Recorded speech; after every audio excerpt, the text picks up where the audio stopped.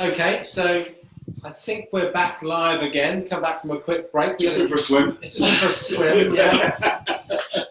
A little bit of, if we're totally honest, we had a little bit of a technical issue there, but we hope we're going to be all okay now.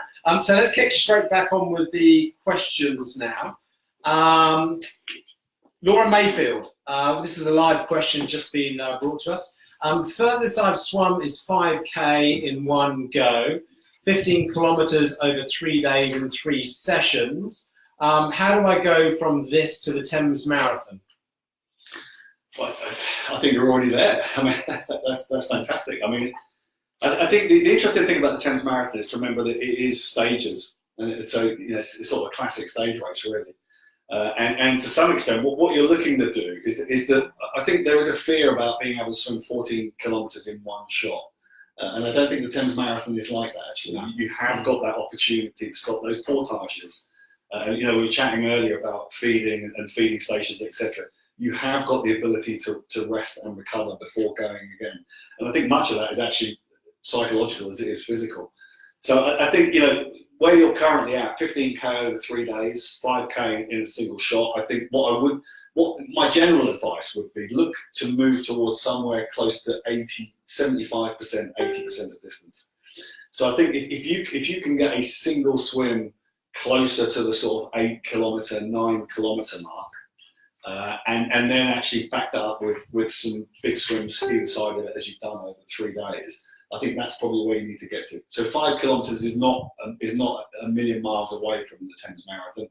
I think just look to squeeze that 5K up to 8 to 9K, and then back it with some long swims on subsequent days as well. And I think you'll be good to go. Yeah, I think that's quite similar to the sort of slightly inexpert anecdotal advice that I've given in the past. Yeah. Is that if I generally said as well, if you swam 6, 7K, you're probably all right. The interesting thing for me about this is that these questions generally always come from ladies, and just to be reverse sexist here, we have guys who tend to not worry about these things at all, and just turn up and do it. And when you ask them how much training you've done, they look back at you blankly and say, "Training." So I'm very pleased that the ladies, they worry, they think about these things, and they prepare properly. The message is, guys, can we all do the same as well, please? Absolutely right. No, is that a thing? No, I think it is. I think actually, to some extent, I think women are a little bit more analytical about it, so they actually do plan a lot better than men. Yeah. But particularly in these type of events, I think there's a bit more of a gun-ho attitude from the lads. But actually, what I always say to the lads, I think, what people often say to me, what is training? What's the point of training? I think, and I have this lovely analogy about a happy bank. What you have to remember is your brain is like a bank. And what training does is the misery of training, the hard work of training. What it's actually doing is that you translate that into happiness into the bank, into the brain. And the more training you've done, when it comes to the event itself, when it starts to get tough on the Thames Marathon, on that 6 kilometre slot, when it starts to get tough. And Rickus is thinking about eating. Yeah. Well, exactly. Yeah. And what you can start to do then is all this happiness, all this training that you've invested into that bank, what you can start to do is extract that from there. Now, you could make it, as some people do, without the training. But for me, the big difference is just a lot less happy. Yeah, it's a lot more. The more training you do, the more happiness you'll have. Yeah. Talking of happiness, can I shove another competition question? So there's a large Henley Classic hoodie, and what we'll do is we'll ask a question: what's the total number of starters? No. Change that. How many people finished the Henley Classic in 2019? So you've only got a few minutes to answer that one. How many people finished the Henley Classic 2019? And this is all on the internet, so it's probably the quickest person to look it up. Anyway, you've got 5 minutes to do that one. Yeah. Can you do a speedy recap of the feeding stations, because people missed it when we went? Okay. So the feed stations at the Thames Marathon, there's 3. There's Hambledon at 4K. Another 6K on from that, there's Hurley, and then another just under 2K on from that is Temple. So the big one, as Rickus is asking about here, is that 6K gap in between Hambledon and Hurley, which which has caught people's imaginations. So yeah, great. And generally the recap on the advice is actually you probably don't need to take in anything for the Thames Marathon at any point. The one caveat to that is water temperature, air temperature, so fluid might be important, particularly if you're dehydrating. But in terms of energy, if you are well trained and well prepared, you don't necessarily need to take in anything. But crucially, if you are going to take in something, you should have practiced that in training. So what you want to do is replicate the marathon in training. It doesn't mean you have to swim that distance, but just the way in which you're going to feed and when you're going to feed. So what you are doing is you are identifying, you know when you're going to feed because that's set on the course itself. But what you're going to feed, you should be practicing in training so that you know it's palatable, in other words, you can actually consume it, and also that it's giving you what you need. In general, you don't need a great deal. It's little and often. So each of the feeding stations take something on, make it little, make it bespoke to yourself by using it in training. That's great, lovely. I mean, I certainly remember, Tom, when we first trialled it, you remember I did a swim and you just followed down on the bike. Yeah. And then you did it second to beat my time, and I followed you down on the bike. In fact, I remember you ripped your wetsuit. I did, just probably going to run strop just for that was dreadful.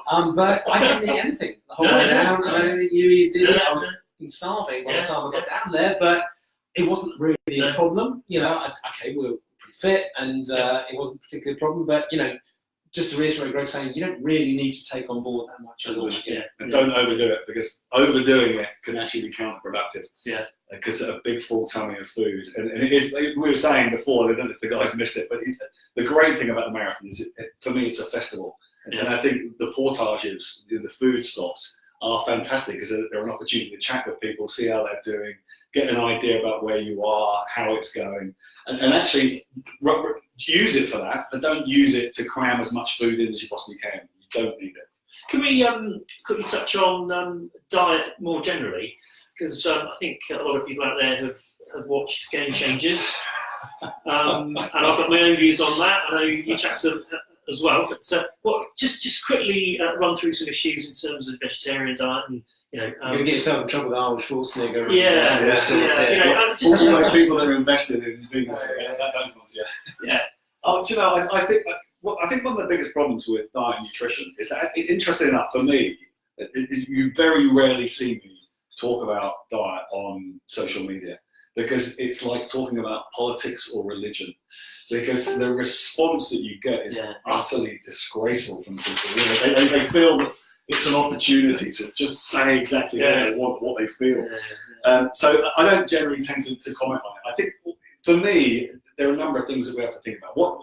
The one thing that what I work very hard on, and a good friend of mine, James Collins, has written a book on this, is effectively what you are doing is you're fueling for the task. And so we call it periodized nutrition.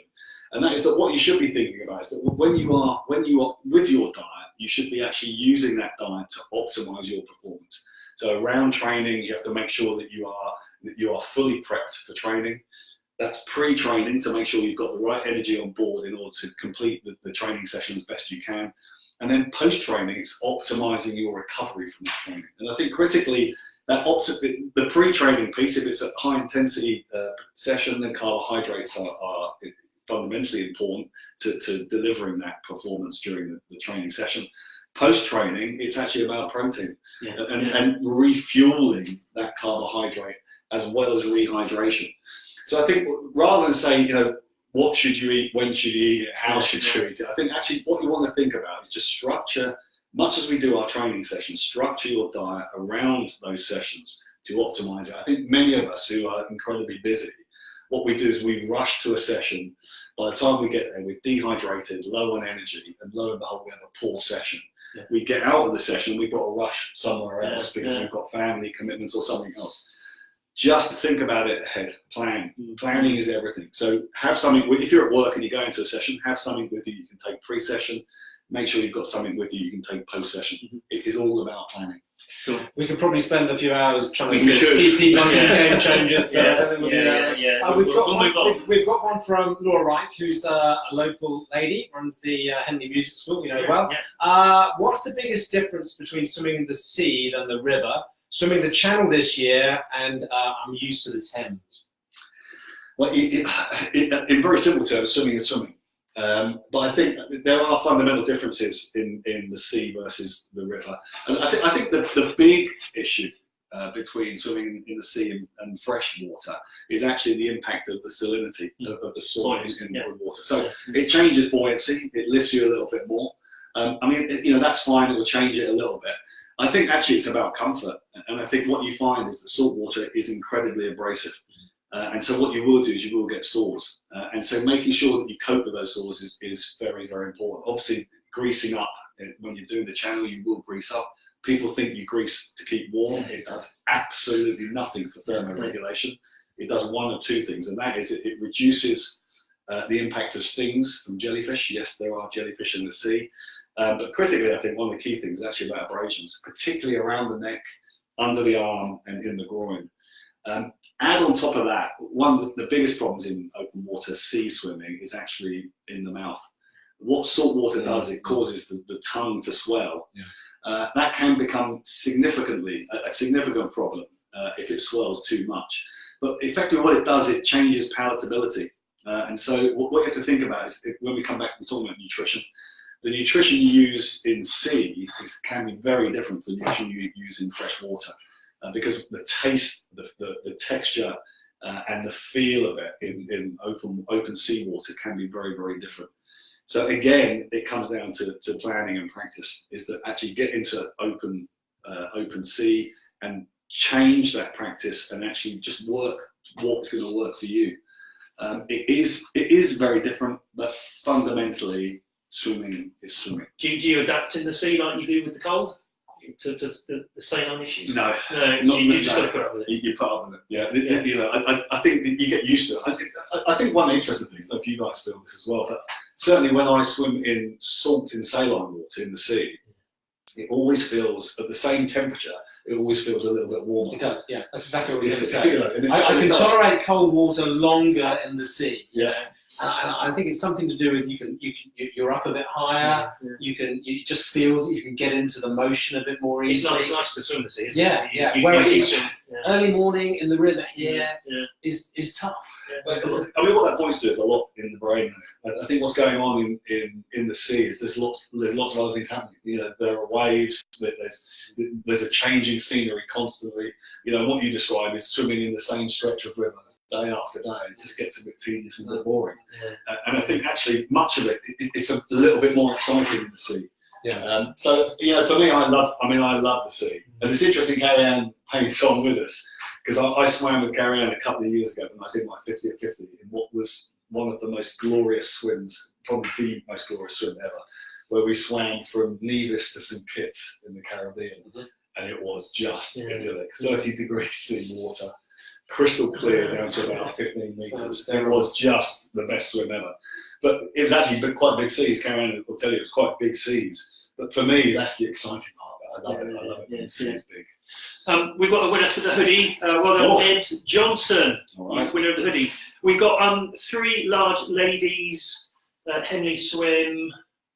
Generic Henley Swim t-shirts. So final question, and we'll announce the winners afterwards. Final question. How many people started the Henley Swim event last year, 2019? How many people started the Henley Swim event in 2019?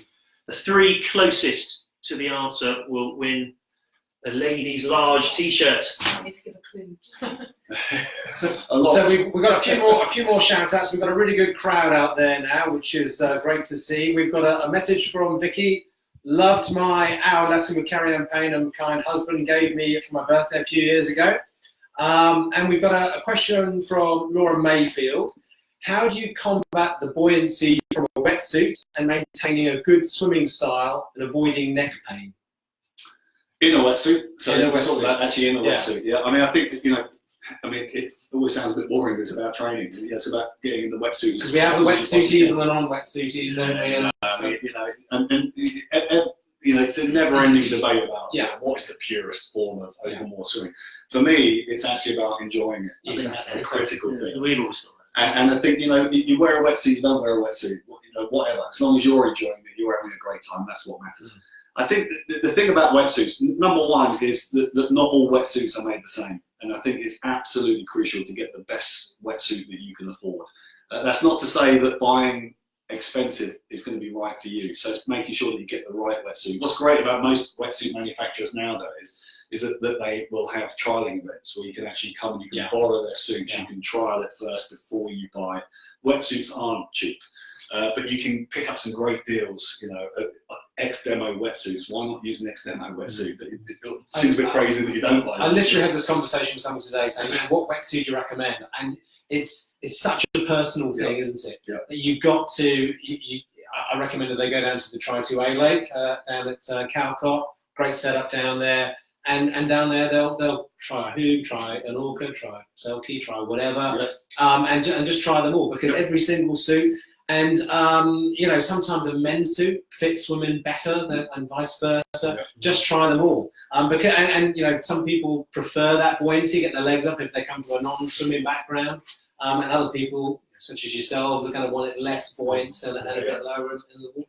And it does. I think that, you know, I mean, the evolution of wetsuits over the past decade has been absolutely incredible. I mean, what I swim in now compared to what I used to swim in, I mean, they're poles apart. Yeah. So I think, again, you know, make sure that you've got a suit that suits you and your style. I think it's a really important point. You know, many suits now from good manufacturers will actually do variable thickness of neoprene over the body and over the legs and arms.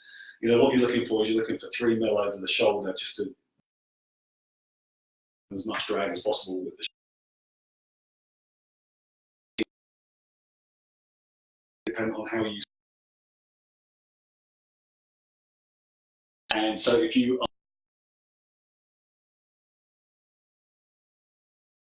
okay, that's great. I think we're off again. That's our time anyway.